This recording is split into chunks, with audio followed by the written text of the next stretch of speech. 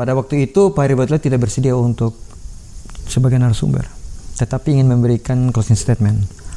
Namun pas H+H-1 Pak Heri Batula dan bersama teman-teman teman-teman pengacara dari pihak tersangka mengundurkan diri untuk tidak bisa hadir dengan alasan kode etik.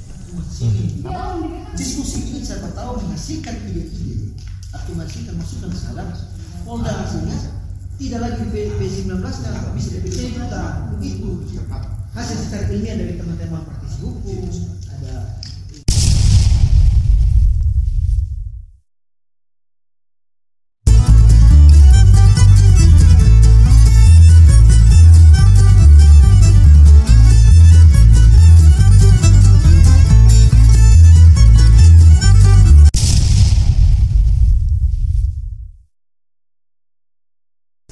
Assalamualaikum Abang Irwin. Assalamualaikum Om Boban Channel. Terima kasih seundang Om Boban kasih waktu untuk kotong bercerita di Om Boban Channel. Irwin Ga, bos Gaharu News, anak Kupang yang berpikir besar. Mana kabar? Baik Om Boban. Ya sama seperti Om Boban lihat sekarang. Seperti yang kemarin juga ketemu ya masih sama. Ada satu acara nih Abang Irwin di Om Boban Channel nih bersulang bercerita sesuatu ala Kupang. Jadi kisah-kisah inspiratif keseharian tokoh-tokoh kotong bercerita di Om Boban Channel. Pertama beta mau ucapkan selamat dan profisiat atas acara yang sukses. Diskusi publik Ruang Gaharu Penkase Bergemuruh Keadilan bagi siapa? Pertanyaannya dia punya proses di belakang layar lah sampai jadi ini diskusi publik. Memang luar biasa ya, ini diskusi ilmiah yang memang saya pikir ini sangat berkontribusi bagi penyelidikan kasus ini. Tentu ini tidak terlepas dari pemerhati dari teman-teman dari Sen yang ada di NTT.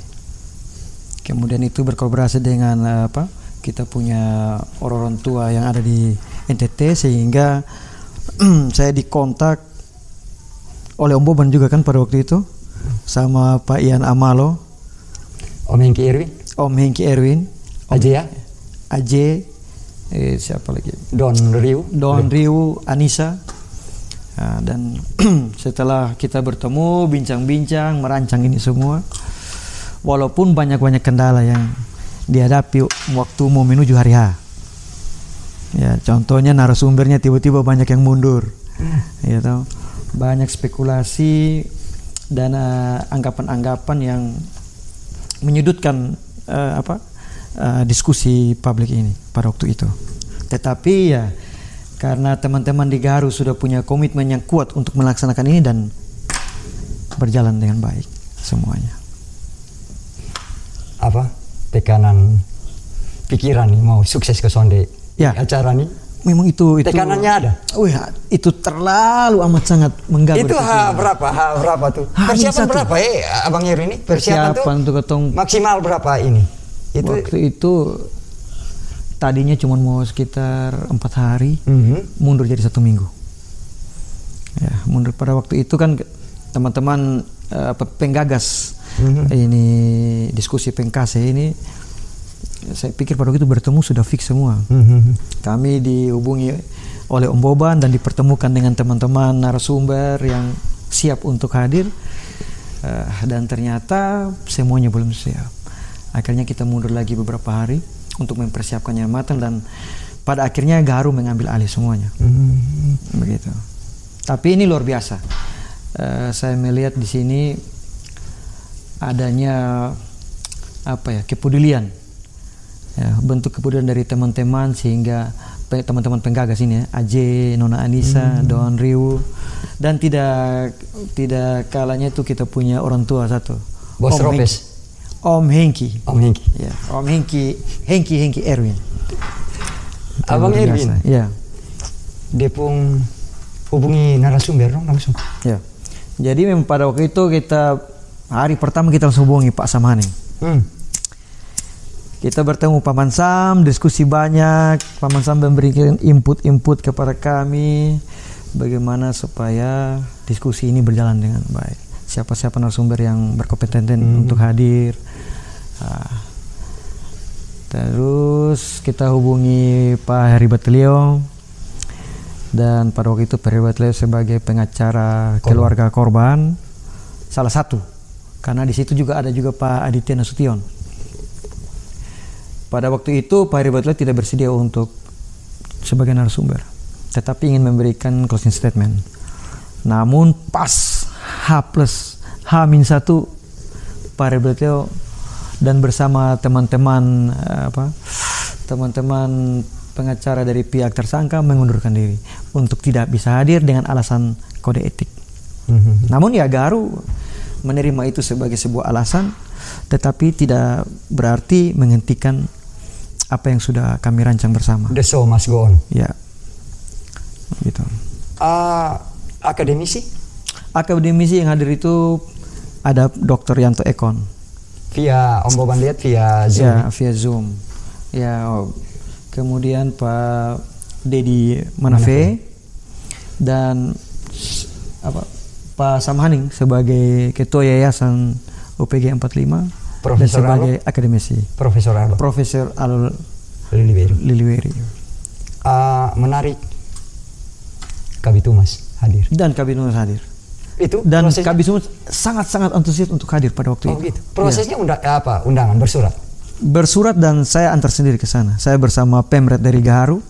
Langsung bertemu Pak Kabit dan Pak Kabit langsung oke sip. Dan langsung saja. Itu langsung. Sebenarnya saya sudah hubungi.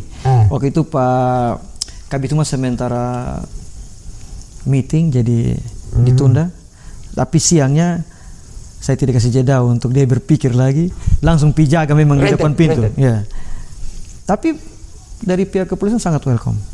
Kami diterima dengan baik dan langsung tidak pakai langsung ke ruangan duduk bicara sebentar, langsung oke fix. Ini hal yang penting untuk saya hadiri. Pak Krisna? Ya, Pak Krisna. Apa? Ada semacam izin? Izin apa ya Abang? Itu. Kalau kita cuma sekedar pemberitahuan di Polresta bahwa akan melakukan kegiatan diskusi ilmiah kayak gitu. Dan ya sudah, semuanya berjalan dengan baik sampai hari H. Walaupun di hari H-nya juga ya banyak hal yang tidak terduga. Ya, yang tadinya Pak Prof Alo hanya sebagai audiens, tapi karena di floor, tapi karena pengacara dari tersangka sudah memutuskan untuk tidak bisa hadir, ya kami berikan kesempatan kepada Pak Prof Alo untuk sebagai narasumber di depan, dan ternyata sangat-sangat luar biasa pencerahan-pencerahan yang diberikan oleh para akademisi di depan ini. Saya pikir maksud dan tujuan Gaharu News mengingat kegiatan ini tersampaikan kepada masyarakat. Yang Kotong harus bahas juga salah satu Pak moderator. Bintang juga tuh bos. Itu bintang juga bos. Jadi ini moderatornya ceritanya.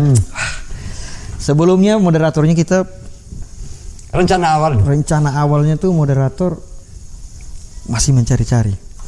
Cuman pada waktu itu saya bersama Aji ketemu dengan Pak Adi Indi dan Pak Pendeta Adi Indi bersedia untuk menjadi moderator.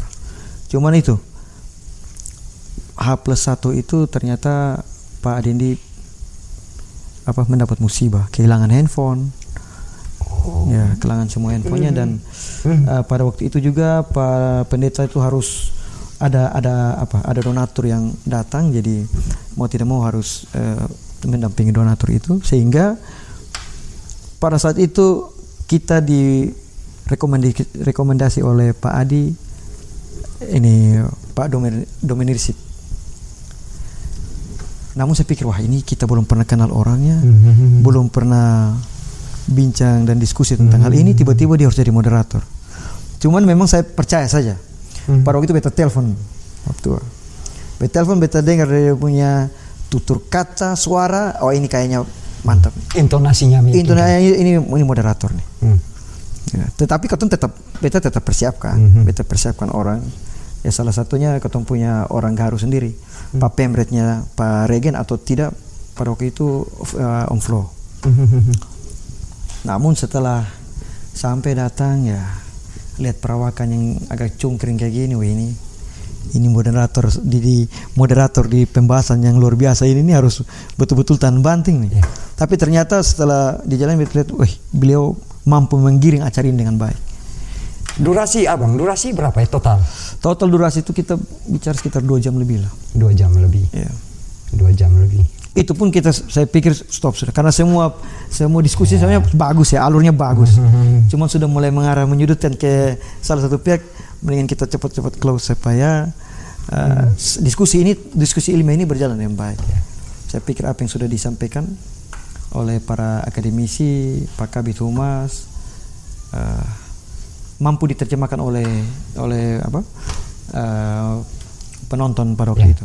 Dan publik juga, kotanya nonton di luar. Di luar ya. Kotanya nonton di luar. Itu bisa dilihat dari komen-komen mereka bahwa mereka senang dengan ada ini pencerahannya. Mereka dapatlah pencerahan yang diberikan oleh di Gaharu Channel ya. Gaharu Channel. Nah pertanyaan berikutnya, Om Bob ini ada nonton. Ya. Ada satu channel, bisa tahu nama apa? Terlihat ini cuplikan dari diskusi publik Penkase Bergemuruh yang notabene produksinya dari Gaharu News. Tapi kan itu stikernya dia tempel, dia punya. Tanggapannya ke mana? Kalau beta sih biasa saja. Gaharu buat ini salah satu tujuannya untuk mengedukasi masyarakat. Edukasi masyarakat. Ya. Jadi kalau ada channel-channel yang membantu menyampaikan video ini, ya saya pikir itu bagus, sehingga semua masyarakat di NTT mendapat pencerahan yang baik. Itu syukur kalau orang dia buka pas channel Gaharu, dengan adanya teman-teman channel lain bisa bawa ini. Saya pikir itu bahwa itu menjadi eksklusif bagi Gaharu ya tidak masalah. Tetapi yang paling poinnya adalah edukasi. apa yang kami inginkan dari Gaharu itu tersampaikan. Ya contohnya ya ada channel tadi yang mengambil video kami, dia sudah lakukan pencerahan tuh kepada masyarakat. Tidak ada masalah bagi Gaharu, dan itu tidak menghambat apa-apa lah, tidak ada pengaruh apa-apa bagi kami. Berapa kru dari Gaharu? Kita ada 10 kru. 10 kru. Ya. Dan kita orang awam semua nih.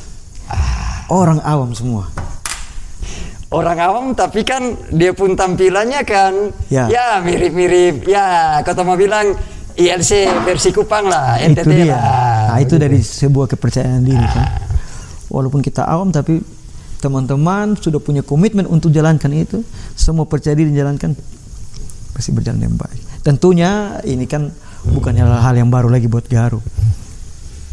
Tetapi bahwa tidak tertutup di mata teman-teman yang dekat kita bahwa kita ini semuanya orang awam semua, tapi mampu menampilkan yang terbaik pada waktu itu. Cerita sedikit dong. Iya. Gaharu. Ya. News. Gaharu News. Jalan. Gaharu News ini memang luar biasa sebenarnya. Waktu itu yang buat Gaharu News beta Bapak. Dia berpikir bahwa Bapak orang politik. Bapak Refafi Gah. Ya. Sekarang dia ketua DPD Hanura NTT. Jadi dia bilang Adi. Oh panggil abang nih Adi. Waktu panggil Adi. Lu kalau mau besar, lu harus pernah di media. Tapi namanya kotong dia pun jiwa muda sementara lu berpikir begitu toh. Sudah apa ya dia pun mau begitu sudah dia. Tapi waktu dia buat apa yang dia mau dibuat. Ya, salah satu penggagas orang-orang pertama yang wartawannya itu salah satunya adalah Adrian Amalo nih. Om Ian Amalo. Ya, mereka orang-orang pertama. Seiring sejalan Gaharu agak sedikit mati. Karena ya beritanya itu sah. Sedangkan ini dunia nih kan dia terus berubah. Update. Ya. Jadi teman-teman wartawan ketong di NTT khususnya ini kan masih dalam pakem nih. Jadi wartawan harus begini berita ini. Nah kalau dia pun owner sebegini, dia harus ikut mainnya owner pada waktu itu. Kemudian beta mulai tertarik nih. Tertarik karena apa? Kotong duduk, kotong teman-teman. Beta yang kawan-kawan Lasmura dong. Lasmura ini apa? Laskar Muda Hanura.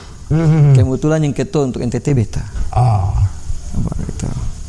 Jadi di Lasmura sini kita buat banyak hal. Buat donor darah, gitu. Lumayan waktu itu dia hasil ketemu 200 lebih kantong darah. Nah itu merupakan komitmen dari teman-teman kota yang di dalam nih, anak-anak muda nih.